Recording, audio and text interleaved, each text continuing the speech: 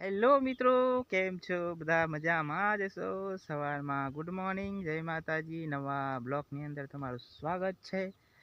આજે ઘણા દિવસથી તમને કપાસ વિશે કાંઈ જણાવ્યું નહોતું, અને કપાસમાં કેવી ઈયળ પડી છે, કારણ કે હવે તો લાલ ઈયળ આવી જાય છે.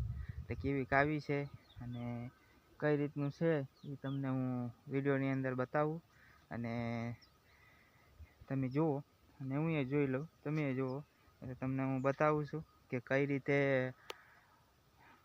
અંદર ઈયળ જાય અને કઈ રીતે પડે છે ઈયળ, ગુલાબી ઈયળ. અને મને કોમેન્ટ કરજો કે તમારે ગુલાબી ઈયળ આવી છે કે નહીં. અમારે તો અત્યાર સુધી નથી આવી, પણ કદાચ હવે આવશે એવું શક્યતા ખરી, કારણ કે અમુક એક પેશી થોડીક આમ હળેલી લાગે છે.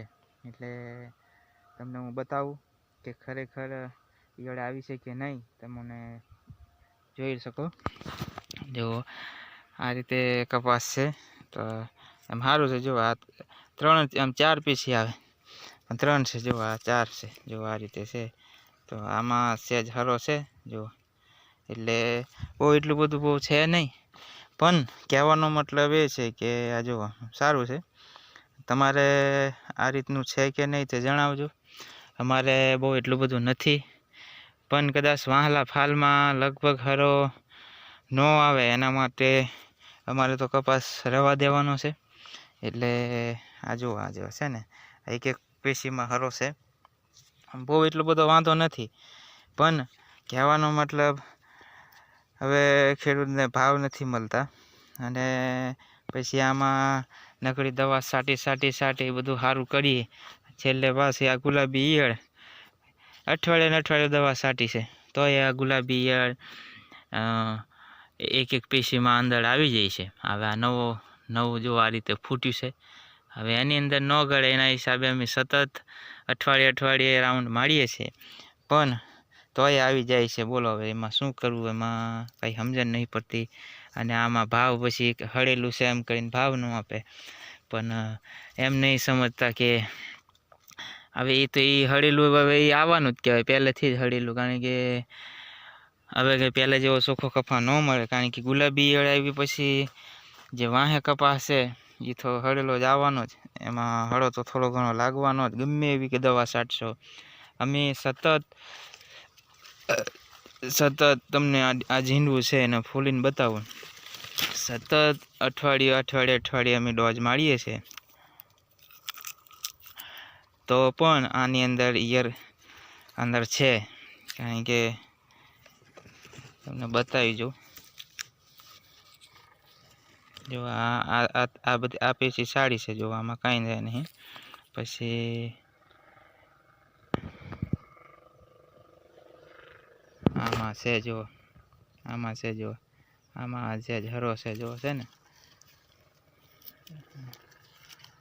આમાં છે હરો છે. એટલે એક પેશીમાં છે એવું મારું માનવું છે. એકમાં છે, જો આ છે ને, આ એકમાં છે એને, એક પેશીમાં છે.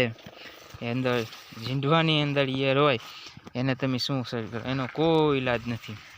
અંદર હોય એટલે અંદર ગયા પછી તમે ગમે એવી દવા છાંટો, એ ઈયળ તમારે ન જ મળે.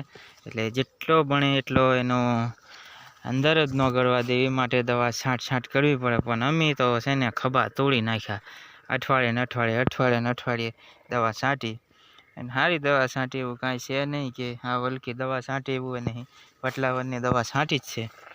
તોય છતાં એટલું બધું એટલું બધું નહીં વાંધો. અમે દવા અઠવાડિયે છાંટી છે, એનો રિઝલ્ટ તો અમને મળ્યું જ છે. કારણ કે બહુ એટલું બધું નથી હળો, પણ જેમને 15 દિવસ છાંટી હોય એને તો પૂરું હળી ગયું હોય, અને એમને પછી અત્યારે કાઢી નાખવું જોઈએ, કારણ કે પછી કોઈ થાય નહીં. અમારે આ રીતે અત્યારે કપા જો ફોદા દેખાય છે, બરોબર ભારે તળી ગયું છે. તમે જોઈ શકો છો આ રીતે છે, આ રીતે. એટલે ચાલો, બહુ વિડીયોને આગળ લાંબો નથી કરવો. એટલે વિડીયો ગમ્યો હોય તો લાઇક, શેર અને કોમેન્ટ જરૂર કરજો કે અમારો કપાસ કેવો છે એ જણાવજો. અને અમારે હળો ઓછો છે કે વધારે છે એ બી કોમેન્ટ કરજો. આ કપાસ રખાય કે ન રખાય એ બી કોમેન્ટ કરજો. અમે તો રાખવાના છે. અને એ પછી જે થાય હળો લાગે કે ન લાગે પણ રાખવું પડશે હવે, કારણ કે થોડું થોડું ઉપર ડોકો ઉપર ફૂટ્યું છે એટલે એના હિસાબે કાઢવાનું મન થતું નથી, એટલે રાખશું. એટલે વિડીયોને લાઈક શેર અને ફોલો કરી દેજો. ચાલો આવજો.